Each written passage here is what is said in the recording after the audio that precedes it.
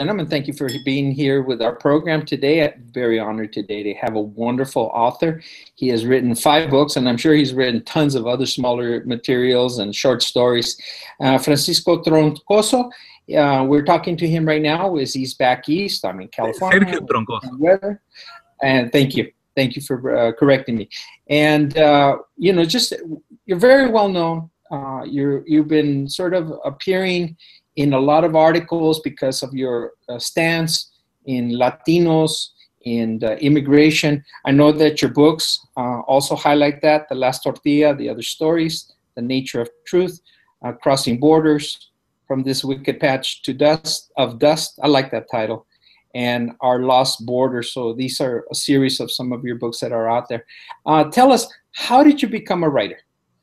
Well, I grew up in Isleta, which is on the east side of El Paso, Texas.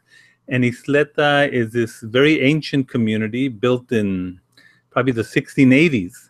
The Isleta Mission is built in the 1680s.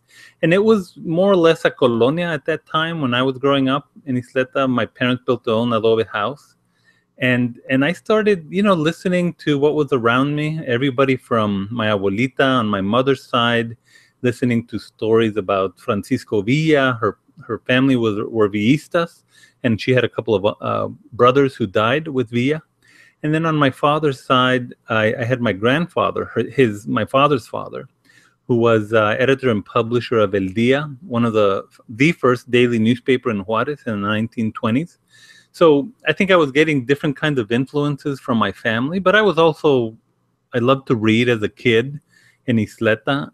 It was a poor community, but I would amass all these small paperback books from Scholastic, hundreds of them, because that's what I could afford. And so I was this chubby kid who loved to read. The idea that you're reading, how was that accepted by your peers? Because, we don't normally think of a lot of Latinos being major readers and in promoting education in the sense that, wow, this is fantastic. Did you find a conflict with your peers?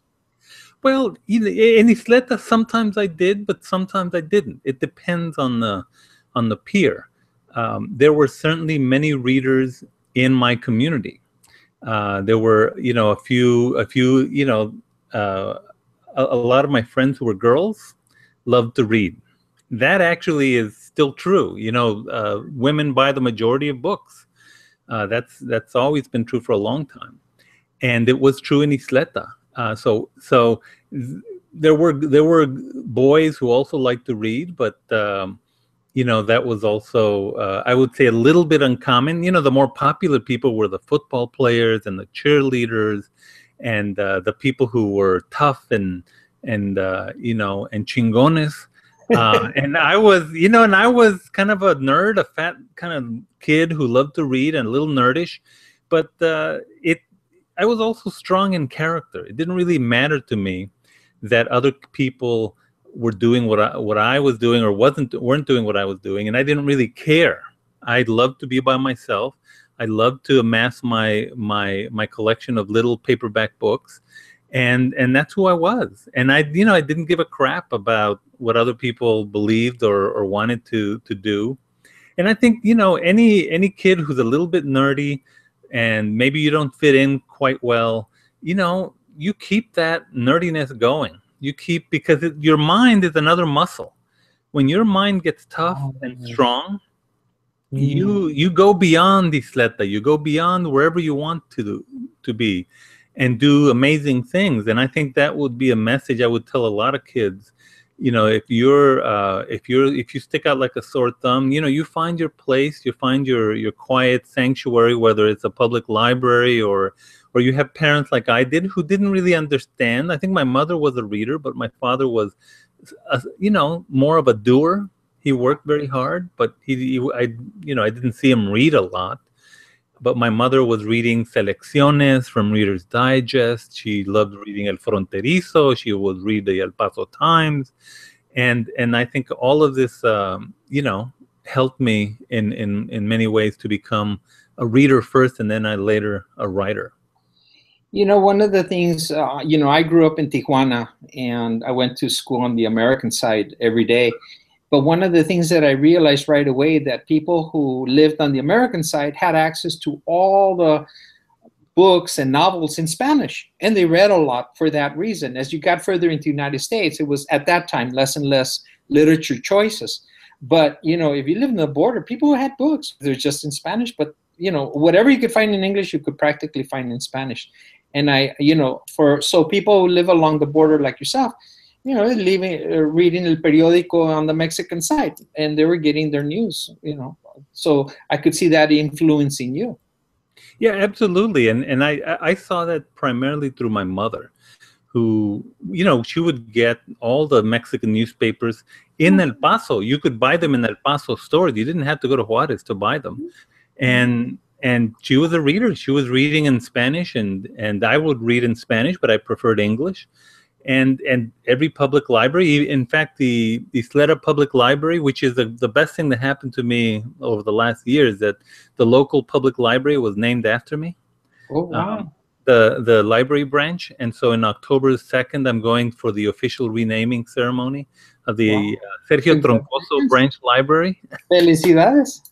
Yeah, but that library has as many titles in Spanish as it does in English, because that's the community. Puros mexicanos, and not Chicanos, not Hispanic, son mexicanos que acaban de cruzar. People who their parents are Mexicanos. The kids may be first generation, maybe more bilingual, and then by the second or third generation, they're more Mexican American. Sure. And así es el caso, I always found most of my education was in English. I found Spanish very easy to read. Once you get the phonetics and you can speak it, reading is just super easy. So you can read a lot more in Spanish, at least I can, than in English. But this whole aspect. Is there a common theme? No, your books are never the same, but is there sort of a general common theme that runs through your books? I think the common theme is border crossings.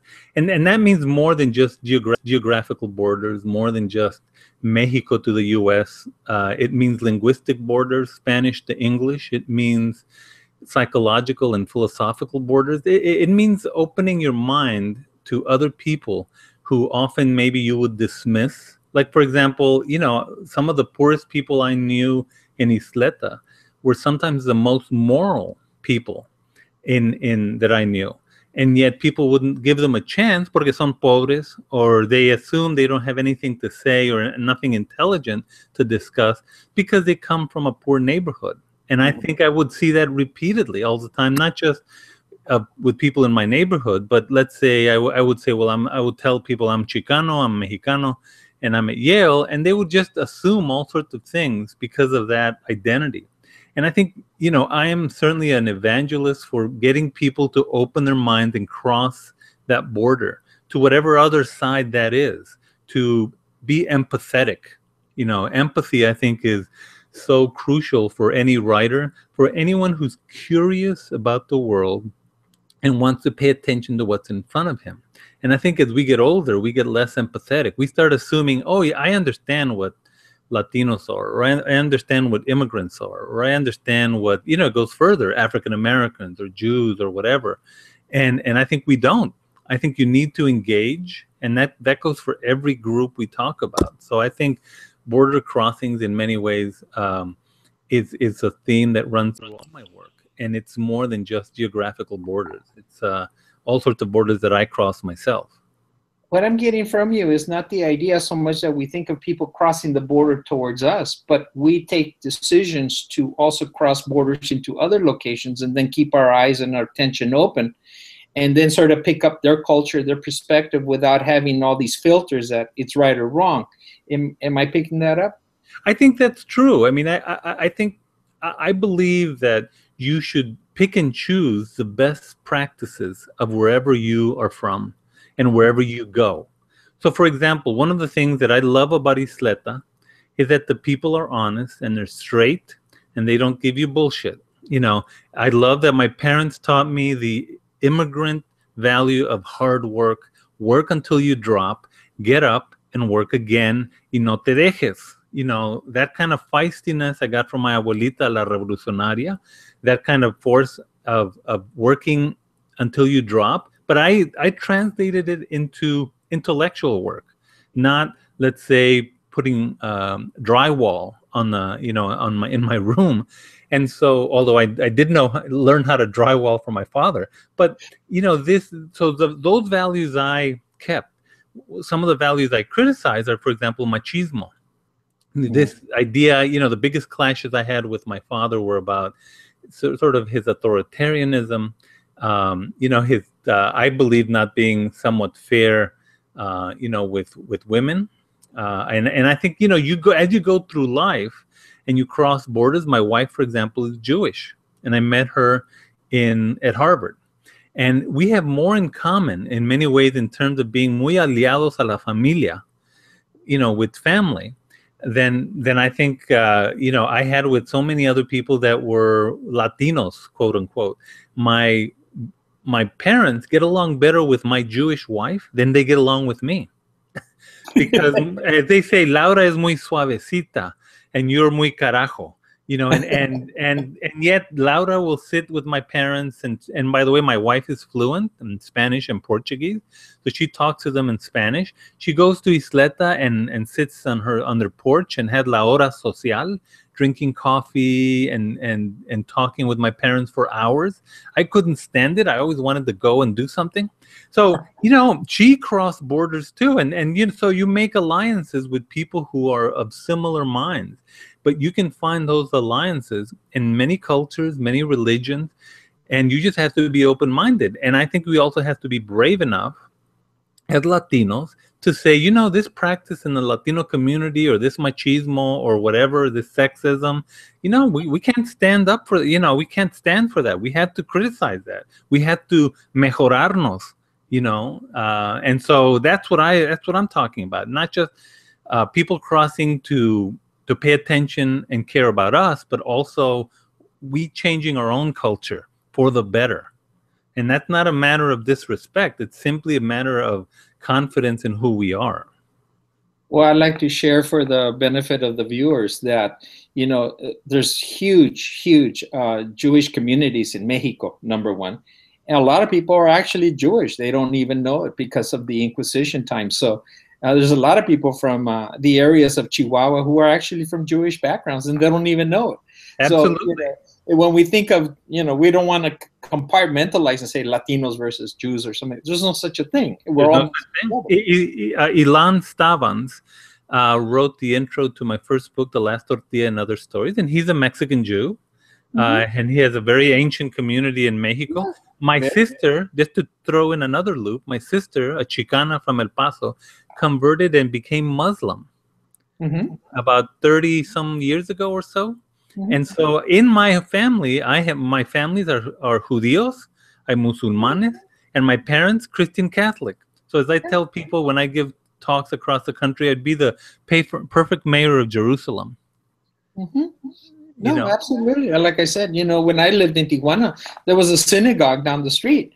And the people says, what is it doing here? Says, what do you mean? I mean, we have all the religions here. There's major areas still of Mormons, obviously, Rusos. Right. Everybody knew they were there. It was just always very international. So I don't know where people were surprised of that, the whole idea. What advice do you give to persons who are considering or are starting off to be writers? Be a reader. If you're not a reader, you're never going to be a writer. And that means not just, certainly I start with Latino literature and many of the writers that I know and writing about my community, but you also expand beyond that to Russian writers, Chinese writers, writers in other languages. For example, Latin America. I mean, I lived in Mexico, and during that year, I only read Octavio Paz, Mario Vargas Llosa, Isabel Allende, all in Spanish. I mean, there is a Borges. There's a treasure trove of Latin American literature. So knowing Spanish is so important to expanding your imagination and becoming a writer. So I think that's the first advice I would give to any would-be writer. The other thing is it takes time to improve. You need to be writing. You need to be trying out stories and essays. and then showing them to people and getting feedback, and not just to your family and friends, not just to your tios or your mama, but to people who are professional writers or taking workshops, or maybe even becoming a graduate student, like in a master in fine arts, and getting professional feedback and developing your own aesthetic for being a writer. And it takes time. It's not an overnight success kind of thing. Well, I think the best writers are persistent, and I am always trying to improve as a writer. I certainly don't feel that, oh, I know what it is to write a novel. In fact, I've written a couple of novels, and every time I write a new novel, I'm working on one now, I'm playing with form, I'm playing with time, I'm trying to teach myself things that I feel I need to learn.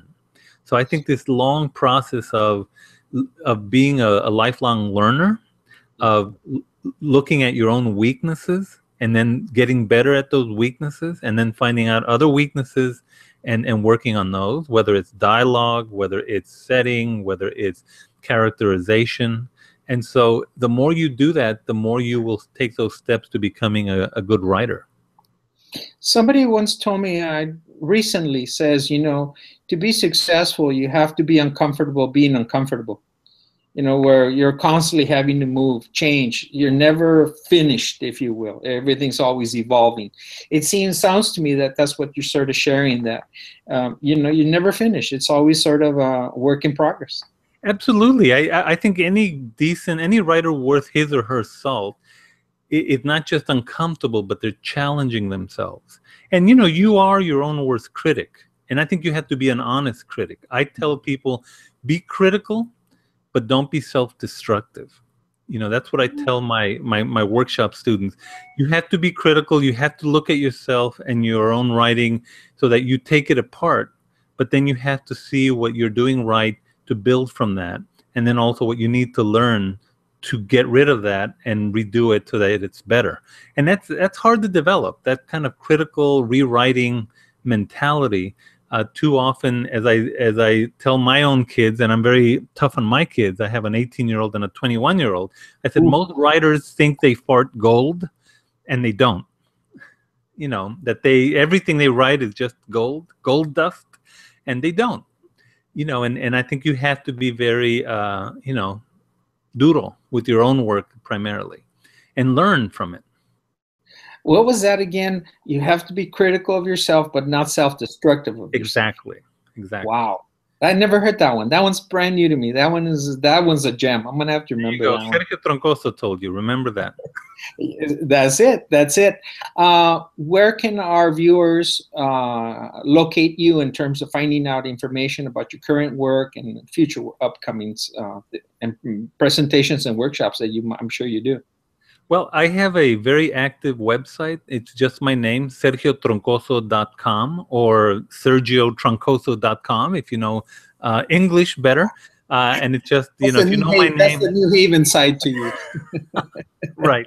But, and so you can find me there. I have everything from radio interviews, newspaper stories. I have short stories, all sorts of essays available at Twitter as well, and Facebook, and I'd love to have interaction with readers, which I do almost every week. I do a lot of Skype calls across the country. Fantastic. We want to also acknowledge Marcela Landris, who put me in contact with you, and she immediately said, you got to talk to Sergio. So I want to thank her for acknowledging. I love Marcela. She's a terrific resource for the Latino community. Oh my gosh, she is just always on top of it. She does not hesitate to sort of pass on people information. So I want to thank her for that. Always. Sergio, I want to thank you for being on our program. I wish you continuous success over at Yale.